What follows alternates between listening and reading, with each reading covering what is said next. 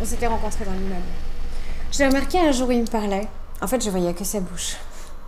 Elle était si belle, si grande, si grosse. Elle avait plus de dents. En fait, c'était juste un trou.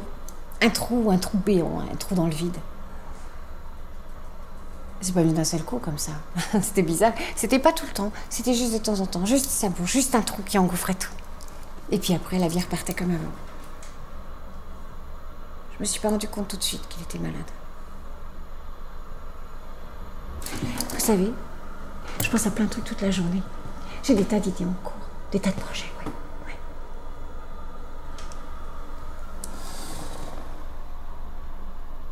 Ce qui est sûr, c'est que quand j'ai remarqué sa bouche, j'ai vu qu'on faisait que se dire bonjour, bonsoir, bonjour, bonsoir. Vous voyez ce que je veux dire? Et ce qui était drôle, c'est que tout ce qui entrait dedans paraissait de plus en plus petit. Ça faisait presque peur. Et même un jour, j'ai eu la trouille. J'ai cru qu'elle allait me bouffer. C'est pour ça que je l'ai tuée. J'ai tué sa bouche. Ça vit pas une bouche, ça n'a pas de cœur. C'est juste un trou jamais plein. Je peux avoir une cigarette?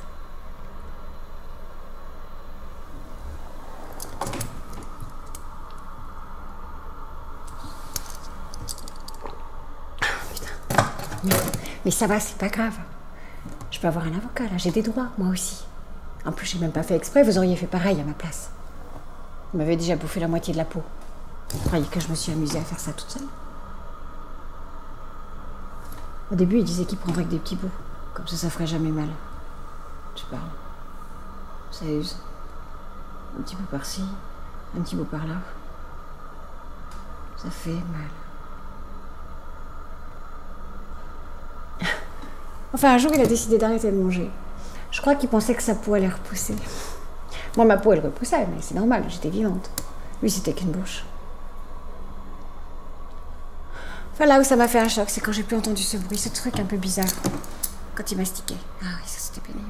Ouais. Mais vraiment, le pire, c'est quand il a arrêté de manger. Il mastiquait plus. Il faisait semblant de respirer. Et ça sifflait dans les oreilles. Ça sifflait, vous savez, comme quand les gens parlent de vous. Ce sifflement que personne n'entend. Moi, je lui demandais gentiment d'arrêter, mais lui disait que j'inventais tout. Je pensais pas qu'on pouvait crier si fort. Moi, je crie jamais.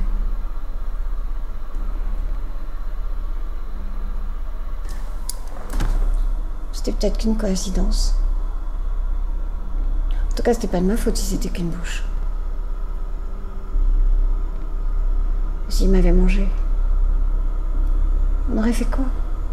Vous et moi.